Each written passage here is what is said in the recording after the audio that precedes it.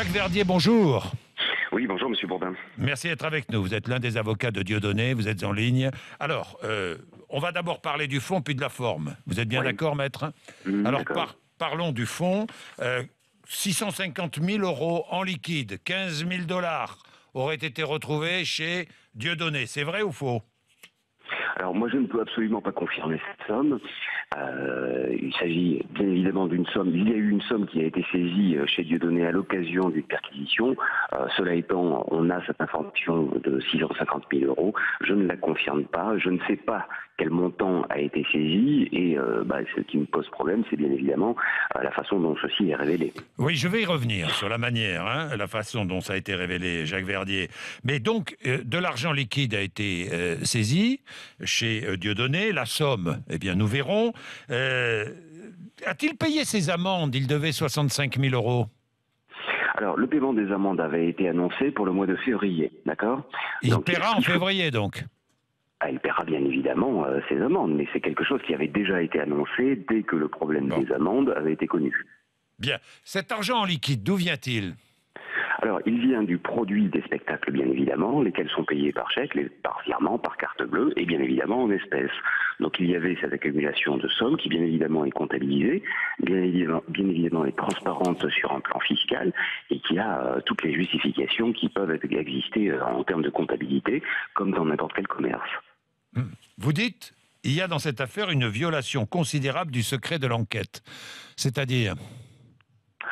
Lorsqu'une enquête préliminaire est organisée, comme c'est le cas en l'occurrence en ce qui concerne Dieudonné, il est quand même extraordinaire, il est quand même consternant, il est quand même indigne de la part des enquêteurs que dès le lendemain de la perquisition, nous ayons des informations qui soient données dans la presse sur des montants de sommes qui auraient été saisies et sur un certain nombre de circonstances.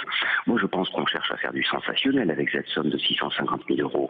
Et on cherche bien évidemment à faire en sorte de pouvoir faire considérer Dieudonné comme étant une espèce de fraudeur ou comme étant quelqu'un qui serait à la limite de l'honnêteté dans ses affaires. C'est pas du tout le cas, hein. C'est tout simplement le produit des divers spectacles. Dieudonné est un artiste qui marche extrêmement fort et surtout en ce moment. Donc, eh bien voilà, il y a effectivement des sommes qui peuvent exister. Lancer un appel aux dons à ses fans, est-ce légal ou pas? Alors, c'est une question qui sera débattue également, et je vois venir votre prochaine question, ou les éléments de ceci. Alors, l'appel aux dons, il remonte déjà à une période qui est très antérieure, et cet appel aux dons, il était justifié par les difficultés dans lesquelles se trouvait Dieudonné à l'époque. Il faut quand même savoir que Dieudonné avait beaucoup de ses spectacles qui étaient annulés. Et à l'époque, Dieudonné, il ne tournait pas dans des zéniths qui faisaient 4 000 ou 6 000 personnes, mais il tournait dans un autobus avec 70 personnes. Donc on était sur un registre qui était différent. Entre parenthèses, vous voyez comment un artiste peut se donner à son public, y compris en allant à sa rencontre dans un autobus. Oui, enfin, oui, bon. Enfin, ça, Jacques Verdier, on ne va pas porter de jugement là-dessus. Ce que je veux dire, c'est qu'il y a eu des années très difficiles, si vous voulez. Oui, je comprends.